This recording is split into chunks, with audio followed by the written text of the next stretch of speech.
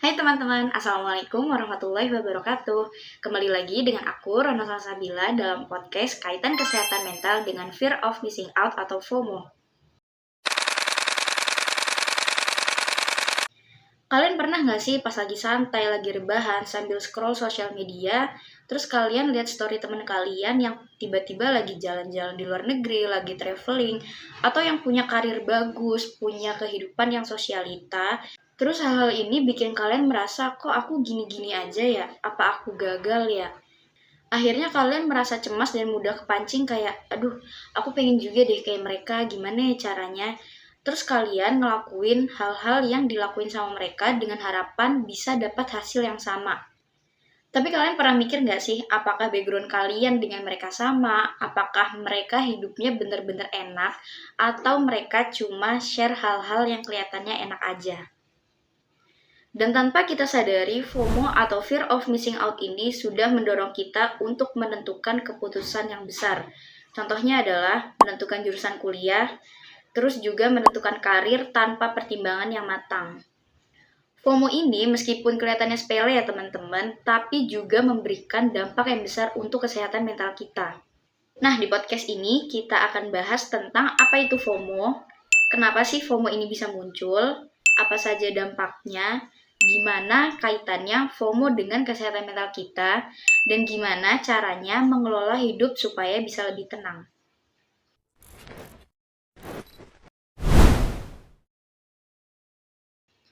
Fear of missing out atau FOMO merupakan bentuk kecemasan sosial yang datang akibat kekhawatiran individu akan tertinggal dari pengalaman menyenangkan yang dialami orang lain.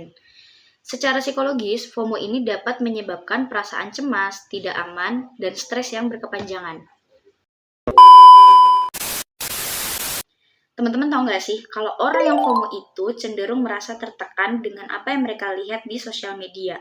Kenapa bisa begitu? Karena mereka ini nggak mampu untuk mengikuti standar yang sudah ditetapkan oleh lingkungan sosialnya.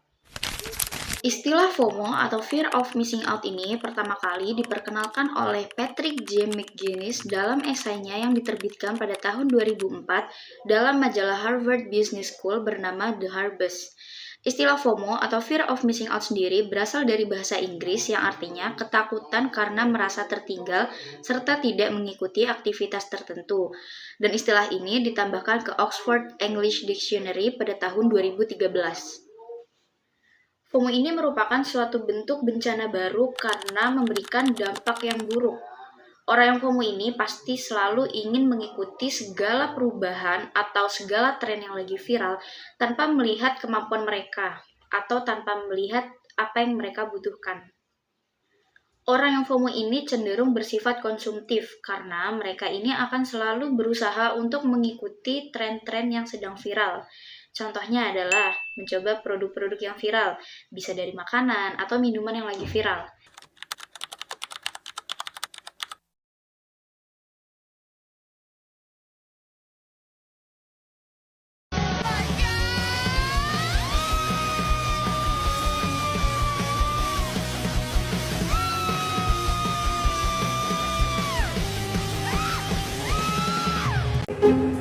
Oh my god, ini orang ini ujungnya yang mana? Ini ujung. Diganti pak. Dia sampai mana? Terus mereka juga biasanya bisa datang ke acara atau tempat yang lagi viral. Contohnya adalah konser musik. Gak sedikit orang yang datang ke konser musik hanya untuk kebutuhan instastory aja. Terus biasanya kehidupan mereka itu juga hedonisme.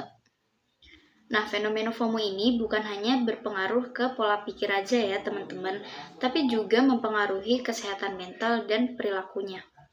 FOMO ini juga dipengaruhi oleh faktor psikologis dan sosial. Contohnya adalah penggunaan media sosial yang berlebihan, kemudian adanya trauma masa kecil, dan rendahnya kualitas hubungan interpersonal. Penelitian oleh Wei dan Yu pada tahun 2024 menemukan bahwa pengalaman psikologis negatif pada masa kecil seperti pengabaian emosional atau kekerasan verbal berperan dalam meningkatkan risiko FOMO. Dalam hal tersebut, FOMO menjadi bentuk mekanisme psikologis yang digunakan individu untuk memenuhi kebutuhan akan pengakuan dan kedekatan yang tidak terpenuhi dalam interaksi nyata. Teman-teman pasti tahu dong kalau FOMO ini bisa memberikan banyak dampak buruk untuk kehidupan kita. Nah, dampak yang pertama adalah kecemasan sosial dan perasaan tidak berharga. Orang yang FOMO ini akan merasakan kecemasan sosial dan perasaan tidak berharga, terutama pada masa remaja atau dewasa awal yang hubungannya erat dengan media sosial. Mereka nih biasanya lihat instastory temennya yang lagi jalan-jalan, yang lagi liburan, atau yang kehidupannya mewah. Terus akhirnya mereka membandingkan kehidupannya sendiri dengan apa yang mereka lihat di media sosial itu. Terus kalau mereka ketinggalan tren, biasanya itu mereka akan merasa tidak percaya diri dan takut dinilai negatif sama orang lain. Hal ini dapat menyebabkan penghindaran sosial, kecemasan berlebih, hingga menurunnya rasa percaya diri. Orang yang merasa rendah diri biasanya akan mengalami kecemasan sosial karena mereka merasa tidak berharga dan tidak mampu dalam berinteraksi sosial. Kecemasan sosial yang dialami akibat FOMO biasanya ini membuat mereka bergantung dengan media sosial karena mereka harus selalu memantau media sosial supaya tidak ketinggalan informasi. Dampak yang kedua adalah stres dan depresi akibat tekanan sosial. Tekanan sosial karena FOMO ini biasanya membuat mereka menjadi stres hingga depresi. Orang yang FOMO ini akan takut ketinggalan tren dan membuat dirinya merasa cemas dan gelisah. Kemudian mereka selalu membanding-bandingkan dirinya sendiri dengan apa yang mereka lihat di media sosial. Seiring berjalannya waktu, tekanan ini akan mulai muncul dan membuat mereka menjadi stres yang berkepanjangan dan akhirnya berpengaruh ke kesehatan mental mereka. Orang yang FOMO ini juga merasa bahwa dirinya ini tidak cukup baik dan tidak berharga, sehingga memicu depresi. Selain merasa stres dan depresi, orang yang FOMO juga akan mengalami penurunan motivasi dan penurunan rasa percaya diri dalam kehidupan sehari-hari. Ketika mereka harus selalu mengikuti standar sosial yang tidak masuk akal, maka beban psikologis yang dialaminya juga semakin berat. Kemudian, kurangnya dukungan sosial dan adanya ekspektasi yang tinggi di lingkungan sekitar juga akan mempengaruhi kondisi ini. Sehingga mereka ini akan merasa terisolasi dan tidak mampu memenuhi harapan yang ada. Dampak yang ketiga adalah adanya gangguan tidur dan penurunan produktivitas. Gangguan tidur akibat FOMO ini menjadi salah satu faktor penyebab menurunnya produktivitas. Kebiasaan begadang untuk memantau aktivitas di media sosial dapat mengganggu pola tidur dan menyebabkan kurangnya waktu istirahat yang berkualitas. Akibatnya, mereka ini sering merasa kelelahan, sulit berkonsentrasi, dan kurang termotivasi untuk menjalani aktivitas sehari-hari. Selain itu, paparan cahaya dari gadget sebelum tidur juga dapat menghambat produksi melatonin sehingga memperburuk kualitas tidur dan dapat menyebabkan gangguan kognitif.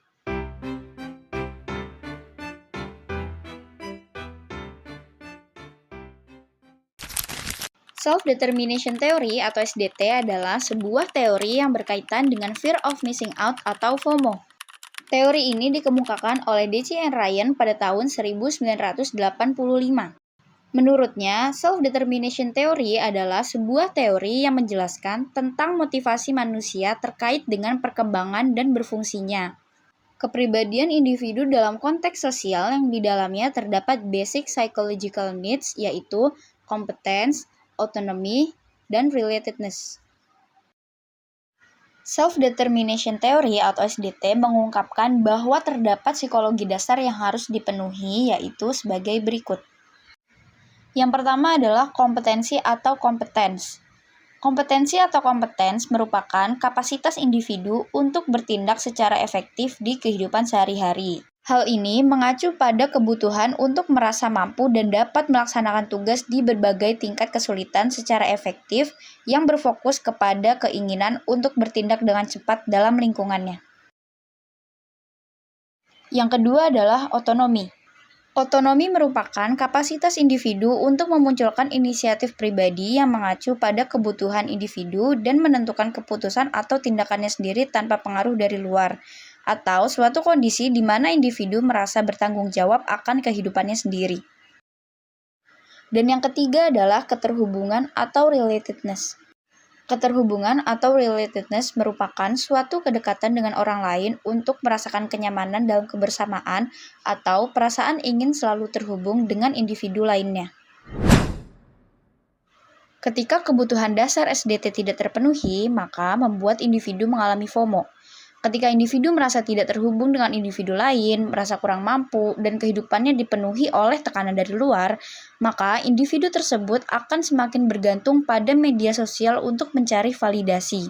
Padahal, jika menggunakan media sosial secara berlebihan akan meningkatkan risiko munculnya kecemasan, stres, hingga menurunnya produktivitas untuk menjalani kegiatan sehari-hari.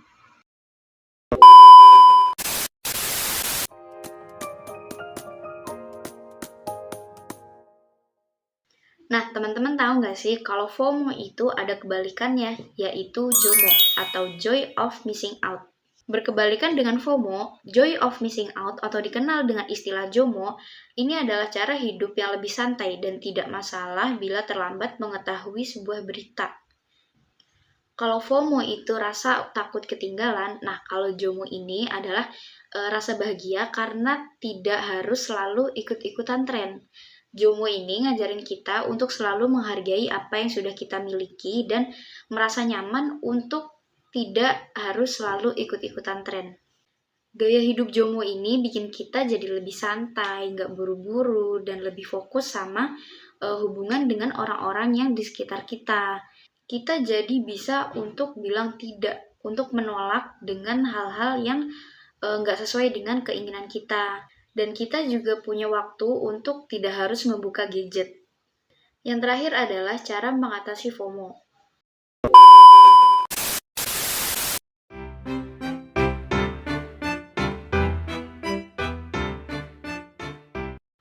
Yang pertama adalah membatasi penggunaan media sosial. Akar permasalahan dari FOMO ini adalah penggunaan media sosial yang berlebihan. Mereka ini selalu menganggap bahwa apa yang ditampilkan di media sosial ini sesuai dengan kenyataannya. Padahal belum tentu apa yang kita lihat di media sosial sesuai dengan kenyataannya. Untuk menyadari bahwa tidak semua postingan di media sosial selalu realistis, maka harus mengurangi penggunaan media sosial. Yang kedua adalah jangan terlalu memaksakan diri. Kita harus sadar bahwa kemampuan kita ini terbatas, sedangkan keinginan kita ini pasti tidak ada habisnya. Oleh karena itu, kita harus menghargai apa yang sudah kita miliki saat ini dan kita juga bisa memprioritaskan apa yang kita butuhkan. Dan yang ketiga adalah menumbuhkan rasa syukur. Dibandingkan fokus pada hal-hal yang tidak kita miliki, lebih baik kita selalu bersyukur dan menghargai apa yang sudah kita miliki. A few moments later.